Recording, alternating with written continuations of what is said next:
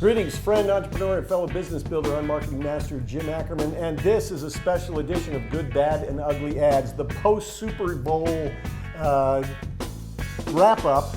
And guess what? The Seahawks won, and they didn't just win, they clobbered the Broncos, and I happen to be happy about that, but probably half of you or more are not. Too bad. Let's talk about ads. Maybe we could feel better about that. Not much, Dave, in the second half, or really, in the whole thing. One note I made was the Audi ad, where it talked about the compromising scares us too. And I can't help but think back to last year's Audi ad, where the kid took the Audi to the prom and kissed the girl and got punched in the face and drove home smiling, kind of thing. This one paled in comparison. See, well, that's because you're not a dog owner or lover. There are a lot of dog owners or lovers. I work on YouTube, and animal videos go huge. And there were a lot of animal videos, not just this one, but there were other ones throughout the Super Bowl, and I was paying attention. And this one I thought it was funny. Whether it sold cars, I don't think it sold cars, but I thought it was a fun ad. I think, that concept of mixing those two things was interesting to watch. Now, the fact that Audi doesn't compromise, or some things you shouldn't compromise on, I thought it was a stretch, and a lot of ads during the Super Bowl do this, where it's just a total non sequitur. 90% of the ad is one storyline, and then it jumps to something completely different, which is why things like we were talking in the first half, talking about the Tim Tebow, T-Mobile things, it's not non sequitur. It feels like it flows into what, they're talking about contracts and not having a contract the whole time. It fits. So it fits. This one wasn't a fit. Two ads we need to talk about. Chuck Comes Home, the Budweiser ad, and then the Bob Dylan ad for Chrysler. I want to talk about those two. Joel, the Budweiser ad where the soldier comes home, an actual soldier. You didn't necessarily know that going in, but then he shows up on screen at the Super Bowl. So an actual soldier they pick to highlight coming home from Afghanistan. They throw a big party for him, I assume sponsored by Budweiser in his hometown, and then they give him tickets to the Super Bowl. Joel, what do you think?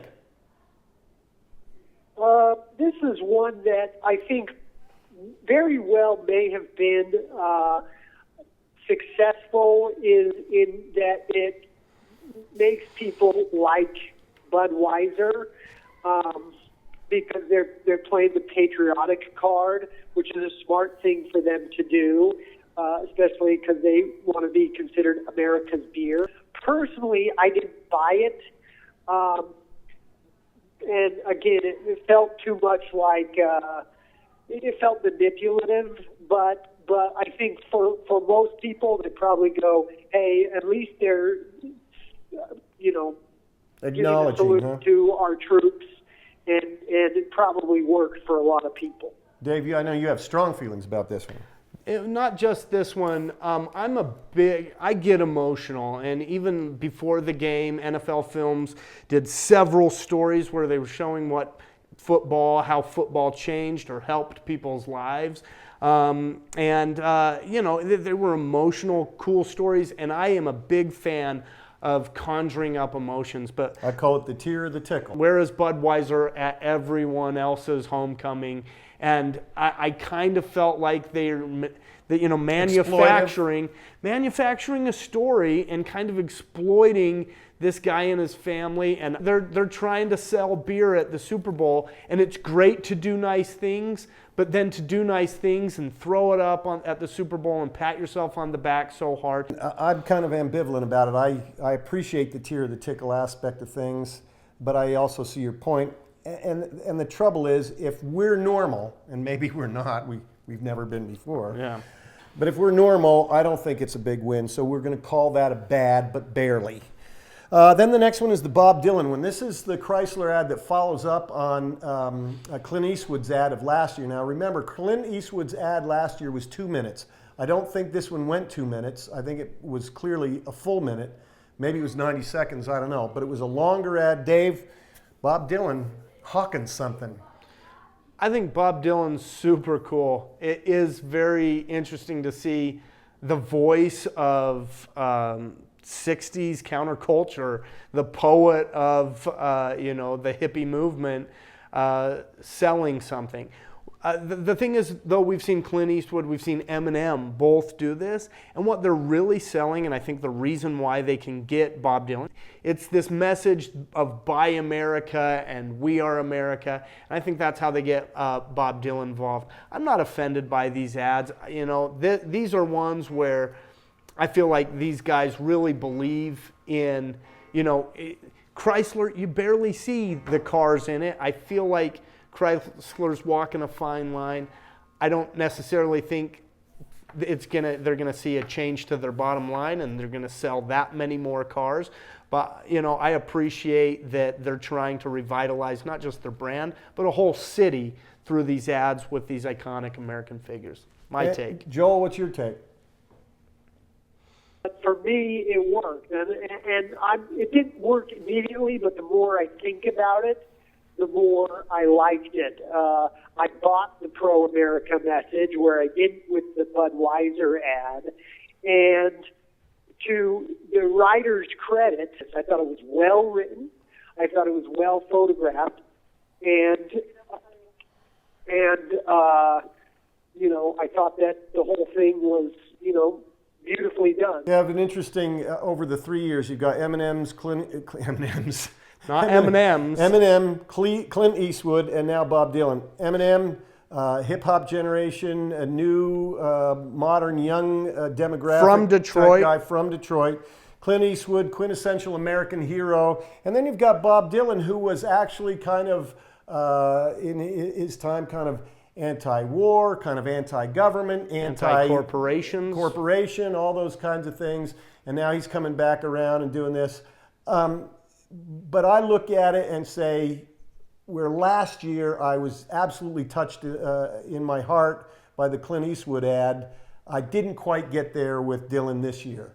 I thought it was well done, and all the things that Dave and Joel have said are true. It just didn't have the same pizzazz and impact. Last year, I picked the Clint Eastwood ad as the best ad in the Super Bowl group. This year, I would say this is a kind of good ad, but it didn't come anywhere near the kind of impact that last year's ad did. Well, one notable thing on this ad, though, was at the end it said, buy German beer, buy your watches from Switzerland, but we're America and we'll build your cars. And it wasn't like a call to action. It was telling us what they do. I liked that. That part of it I did also like. I liked that this isn't the 1980s Buy American movement. This is a global culture. And I think they were talking to the world in a way, take. saying, like, we acknowledge that there are places like in Japan where they can build phones just as good or better, but especially with the movement in Detroit where you have Ford and Chrysler building cars that are getting better ratings and better safety ratings, and they're really putting out products that are competing now with what used to be with Germany and with Japan and stuff. Sure.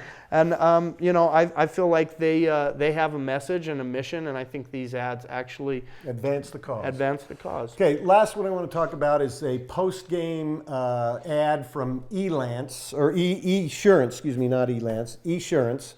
And Dave, I know you had some strong feelings about that one, and tell us what you think was good about this one from a marketing perspective. I think this was the best ad. I think Esurance will definitely be the buzz ad of the evening because everybody's going to go, I can afford to tweet hashtag Esurance save 30 for a shot to win $1.5 million. It's a brilliant way to spend a Super Bowl commercial budget, and they're going to generate a lot of goodwill that way by people tweeting and talking about it. And I'm sure when that money is awarded, they'll have another video roll out on that. And it's these sorts of things. I love seeing how companies start using social media and going, if we're going to spend this money today on the Super Bowl, We need to make the impact last after the Super Bowl, or in some cases before the Super Bowl, and let's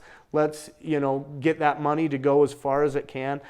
For me, I would say, And you did it. You and tweeted it. I jumped on there and tweeted. I could use 1.5 $1.5 million million? bucks. Yeah, I could do something with that. So, and I think, and when I jumped on there, for sure, my Twitter, everyone I'm following was tweeting the same thing. Yeah. And I don't think there's I don't think in this whole Super Bowl there was a truly viral hit. Nothing stood out. Nothing was so new that everybody's going to be tweeting, wow, did you see this one? But I do think people are going to be tweeting funny little things about that Esurance, just saying, hey, we'll give you $1 million to care about us. And you know what? It's a cheap trick, but sometimes Cheap it tricks works. work, yeah. And the fact of the matter is, this batch of Super Bowl ads was woefully short of any calls to action, anything that was designed to specifically advance the sale. Yeah, a lot of them were trying for engagement of one form or another. There were a couple of contests, nothing that even matched the Esurance thing or even close. So for that reason, I agree with you. That's going to be the winner from my perspective as well. I don't know if it was the greatest ad, but again, we're measuring here what gets the person to take the next step in the buying process. That one is going to get people engaged enough to do something, and that's what I liked about it. Okay, wrapping up then, we're going to get a take from Joel. Joel, what did you think of the batch of Super Bowl ads in general, and which one was your favorite? Well, springboarding off what you've just talked about with the Esurance ad, the reason why it was effective for me was, again, where I felt like for the vast majority of the other ads, they were disingenuous. They weren't upfront about being brands, and therefore they reek of insincerity or inauthenticity. That ad came right out and said, we saved 30% by being the ad that goes after the Super Bowl. So they're very upfront, honest, and I think that resonates with people. I think that the other brands that did that, T-Mobile and Radio Shack, that were, and to some degree the Bob Dylan Chrysler ad, although again not so much about the brand but about building in America, building cars in America. I like the ads that came right out front and said who they were and what they were doing. Yeah, but generally speaking, you would say, compared to other Super Bowls, a pretty bad batch? Yeah, absolutely. Low on entertainment and, as you said, low on effectiveness, more importantly. Dave? I think the Super Bowl was just okay. I don't think there was a standout Volkswagen Darth Vader kid or anything like that everybody's going to be talking about and having one conversation on. But I don't think they were, there were several entertaining ads, and I'm always entertained by what they come up with. But I think my favorite was I think Esurance did a great job. But I'd say as a whole, I'd give it about, I'm friendly, so I'll give it a B-. Ooh, you're much kinder than I, because the marketing master saw almost nothing in the whole batch of Super Bowl ads that I thought was worth thinking twice about. I did like the Esurance ad, and I would agree that that's number one. I thought the Ford Fusion ad was number two. The double ad was number two. I thought the Tim Tebow ads for the no contract was number three for Verizon. But beyond that, I thought they were abysmal. Tim Tebow was T-Mobile. Correct. And but I would say that beyond that, they were abysmal. It was the worst batch of Super Bowl ads I can ever remember. The master says, as a class, it was ugly. And you got to remember, though, he can't remember what happened yesterday. So that's a very short list. This is also the best group of Super Bowl ads he can remember. So. And thank you for that, Sonny. And with that, we'll see you next time on our next episode of Good, Bad, and Ugly Ads. Go Seahawks.